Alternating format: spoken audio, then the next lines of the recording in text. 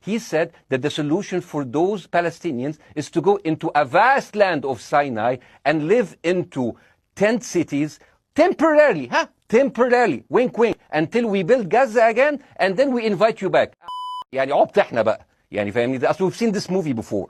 My wife's family, they live in Gaza. They have cousins and uncles there, and their house also was bombed.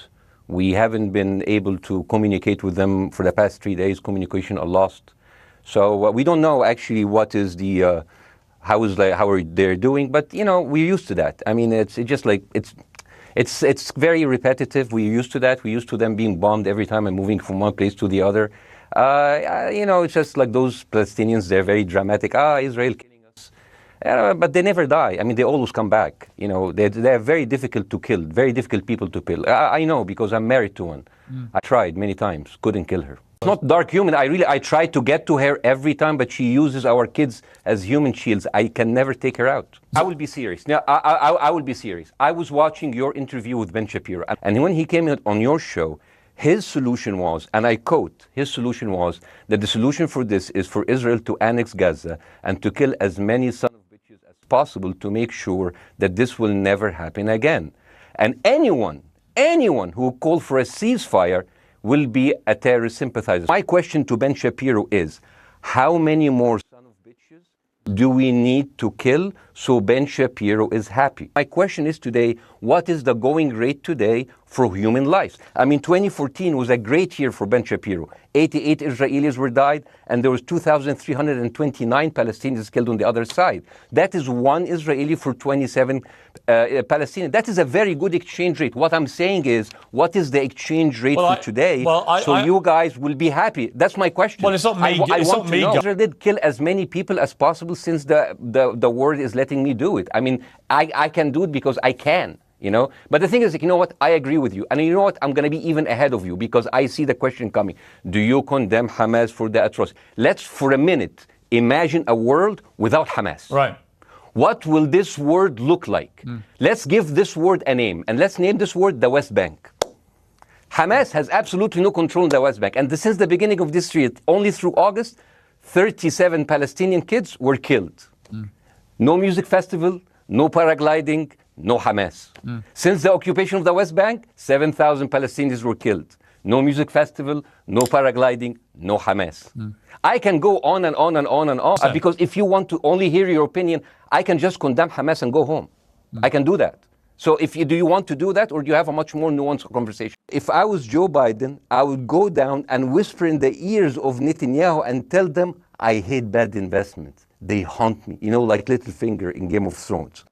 I heard Ben Shapiro and I heard Ron DeSantis, and they said Israel is the only military force in the world that warns civilians before bombing them. I mean, how fucking cute. That is so nice of them. Because with this logic, if Russian troops started warning Ukrainians before bombing their houses, we're cool with Putin, right? I mean, okay, Habibi, you have warned them, go invade, it's fine, you have done your job. And I understand, and I also heard Ben Shapiro talking about human shield. So you remember my wife's family, they live in Gaza. So I asked them, I told them, when Israel give you the nice warning, the cute warning, does Hamas force you to stay in your home so you can be bombed and use as human shield? You know what, Hassan, here, my wife's cousin, you know, when I asked him, does that happen? He told me, no. I told him, you don't understand. Ben Shapiro and Ron DeSantis keep saying that Israel warns you and Hamas asks you to stay put. I would believe Ben Shapiro.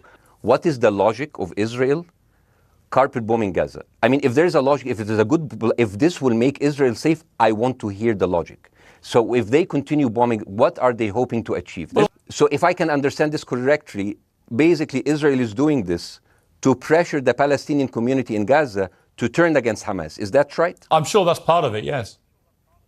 That's part of it. So this is exactly what terrorist organizations do, because terrorist organizations will have no chance beating a whole nation in battle. So they terrorize and they kill the civilians in order to spread fear and terror so they can turn against their government to change their policy or to resign. You have just compared Israel with ISIS.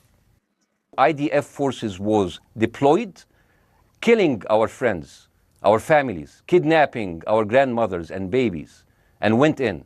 I want to ask you, Mr. Prime Minister, after you have fractured the Israeli community and you have fucked our courts, our Supreme Courts, what are you doing with the money being given to you, to the United States? Also, you are carpet bombing Gaza with absolutely no regard to our hostages, our people. I heard a rumor in the kibbutz that you're doing that you let that happen as an excuse to carpet bomb Gaza, so you push them into Sinai. And then I watched an interview for Danny Ayalon, who was also the Israeli ambassador to the United States. And you know what he said?